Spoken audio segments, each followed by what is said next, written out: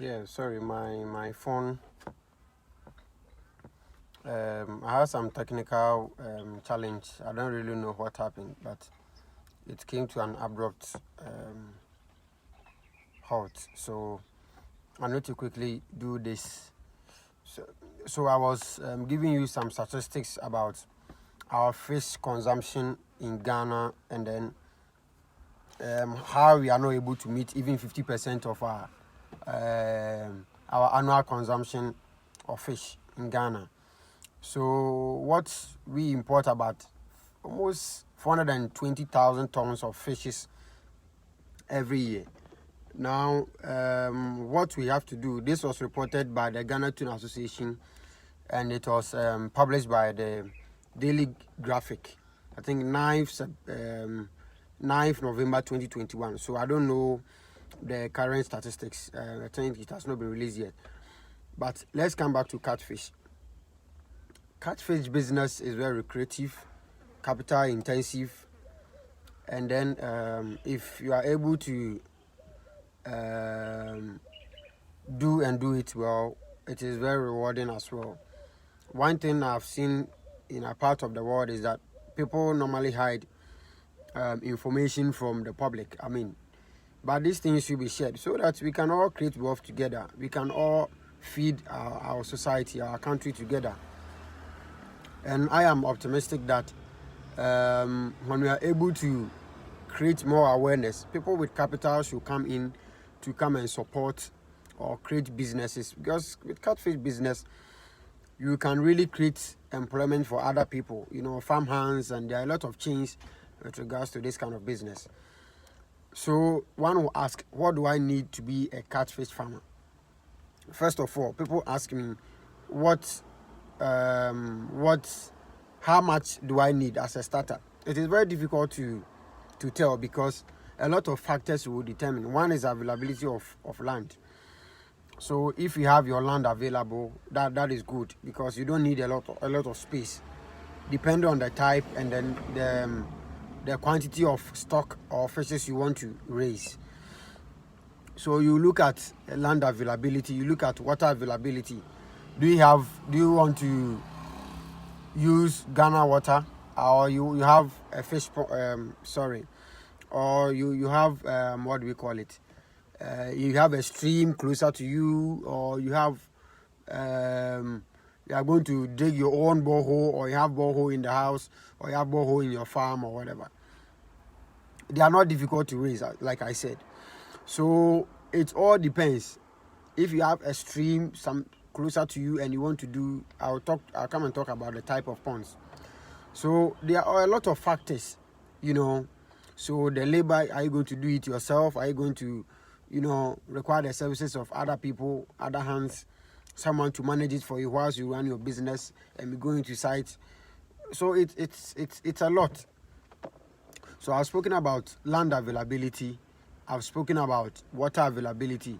The most important thing about catfish is that when you start raising them, you are not going to stop until the average maturity period of 6 months. So from day one that you stock to the 6 months, you must feed them constantly till you set them off. So one must be very sure that you have some capital stacked somewhere, or you have an assured source of income, because every month you are going to buy feed. Not even every month, depending on the amount you are raising. So it is kind of capital intensive business. So the number one thing you need is money. The money you want to use, you set aside that one for the business. You get it? So you need that money. You need a seed capital. And then after the seed capital, then you look at, do I have a land? Do I want to do a backyard farming? Do I want to do it on large scale? I would prefer, and from what I have learned, all the good farmers that I've known, they all start from small because it's a very risky investment. If you go and invest hugely without the technical know-how, without the experience, and you lose all your fishes, you have lost your capital. So one thing you must be very careful is that you start small, then you increase it by by experience. So let's say if you want to start with 1,000 fishes, you want to start with 500 fishes, I would recommend 500,000 is okay for a starter. Then you learn from experience, so that even if you lose the fishes, you not lose a lot of capital, But if you don't do it that way and you stock, let's say 10,000, and all of them die because you don't have an experience, then you have lost a lot. The fingerlings, one cost about, I think, 1 cedi to 1 cedi 30 pesos. So if you stock 1,000, that is about 1,000 to 1,300 cedis of fingerlings, of Ghana cedis. So it depends, and the feed is so expensive these days. These days the feed is so expensive. I buy an Ampa cyclic farms, and now where they are, the rate or the maturity age they have attained, I feed them with what we call the 8 millimeter size of feed. And one bag, 20 kg of a bag, cost about 155 cedis. And now imagine if your catfishes are consuming 20 bags in a month. Just imagine the amount of money you are spending. So, or they are consuming about 15 bags in a month, or they are consuming about 10 bags in a month, depending on the number of fishes that you stock. So we must be mindful of the amount of stock we have. Though you have your money, you have everything available, but I would recommend that you start slow. You stock about 500. You stock about 500 fishes, or you stock about someone is asking 5,000 fingerlings. So like I said, a fingerling costs about 1 cedi to 1 cedi 30 pesos.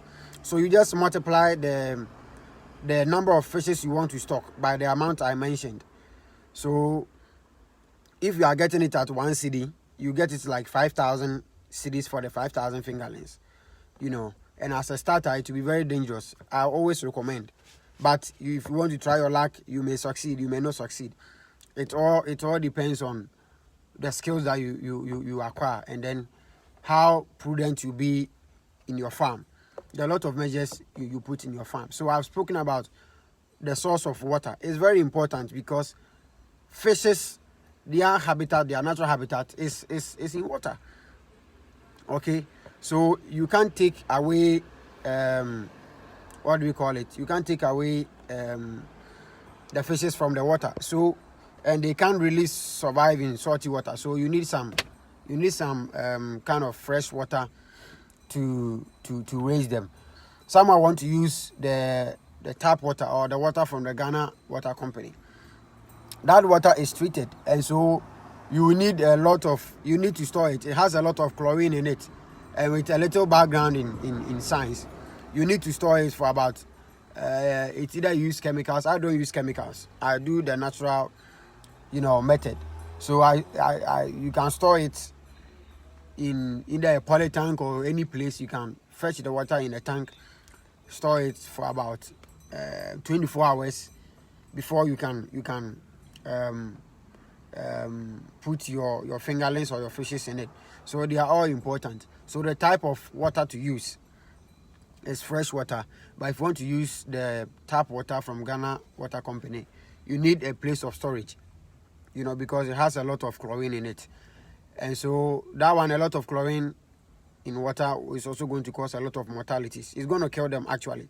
So getting trained is very, very, very important in this catfish business.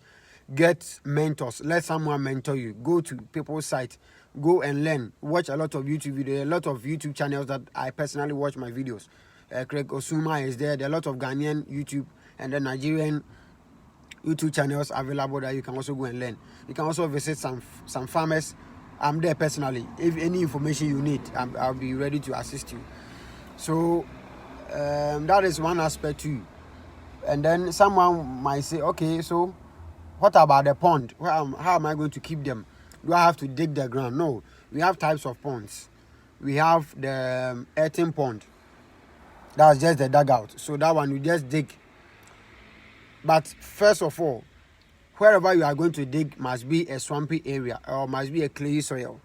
The soil must be able to retain water. Okay? The soil must be able to retain water. If not, if you do it in a loamy or a sandy soil, all the water is going to drain away.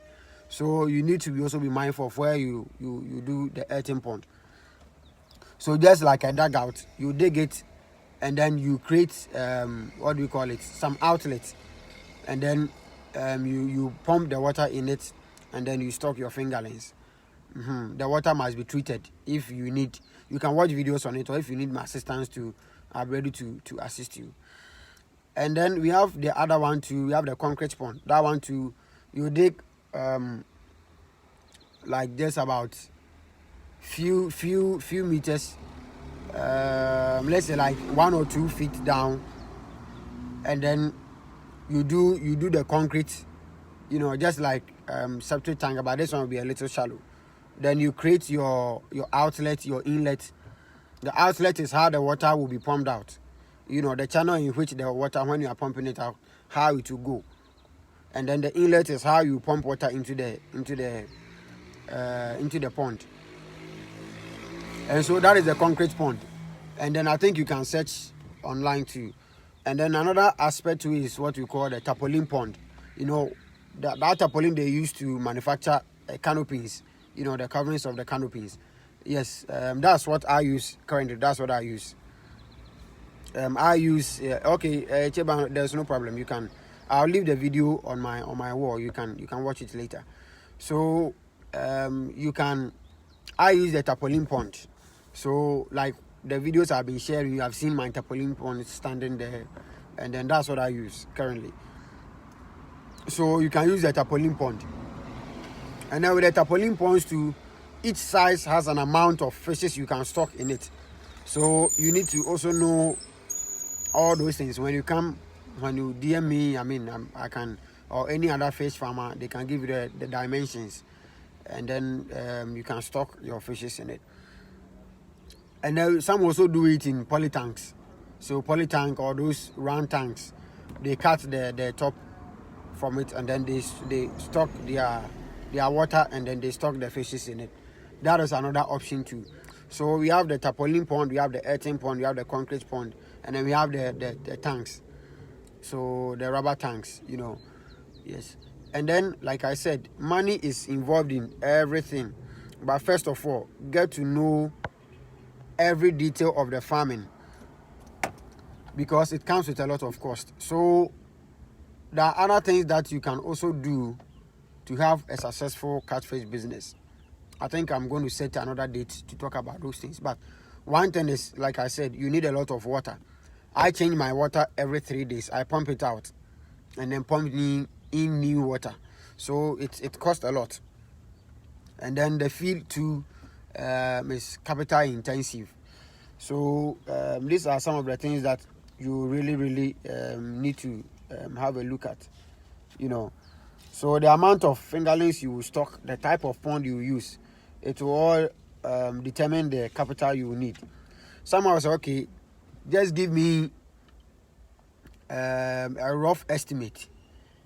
Okay, so let's assume that you want to use the tarpaulin pond. Okay, let's say you are using the 10 feet by 10 feet, and you want to stock, let's say 1,000.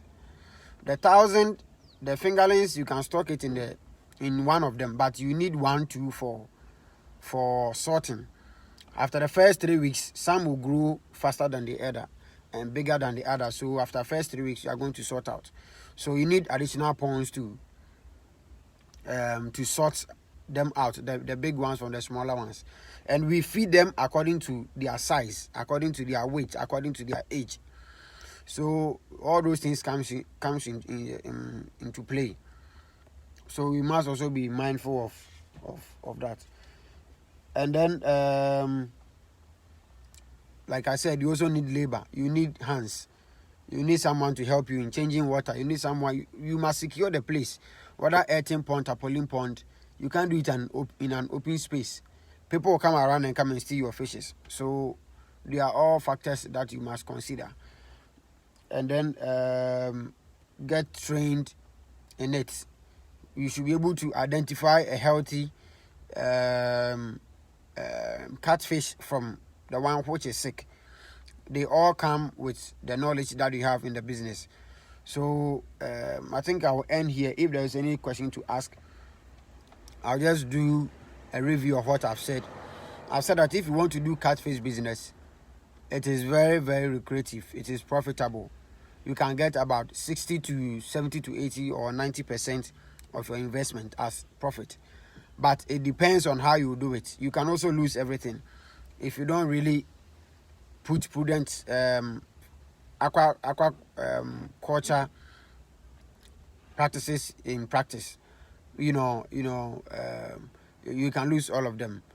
So first of all, you need money. The money should be able to cover the first 6 months of the business. So you need to get money that be able to buy feed constantly till they reach maturity. That's 6 months. And then you need water availability. Are you going to use a stream source of water, the Ghana Water Company, their tap water, or you are going to use your own borehole? That's another aspect. The type of pond, we have the earthen pond, the one that just like a dugout. And then you need, or you're going to use the concrete pond, or you're going to use the tarpaulin pond, the one I use, or you're going to use the polytank type. And then you need training, you need a mentor, and then you need security at site, and then you need extra hands to also help you. You need to secure the fishes. So this is what I'll share for today. If you have any info that I have not captured, you can DM me.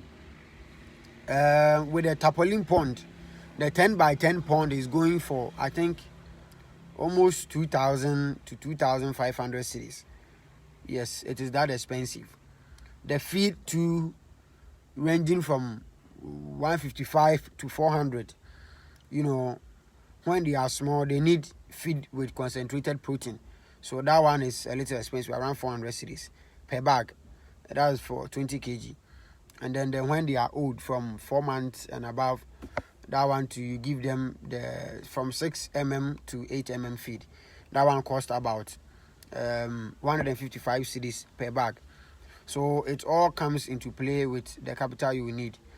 If there is any information I have not captured, please, you can reach out to me for me to address it for you. Yes, I think I've captured everything. Thank you very much. You can share the video with other people, and then you can also DM me on Messenger. If you have any other further questions, I will answer them. Thank you all for spending your time with me. I'm grateful. Have a lovely holiday, Workers' Day. Happy Workers' Day from Robon Farms.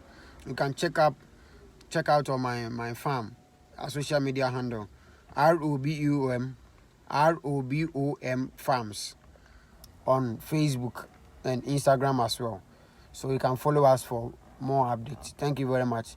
Have a lovely day. Bye.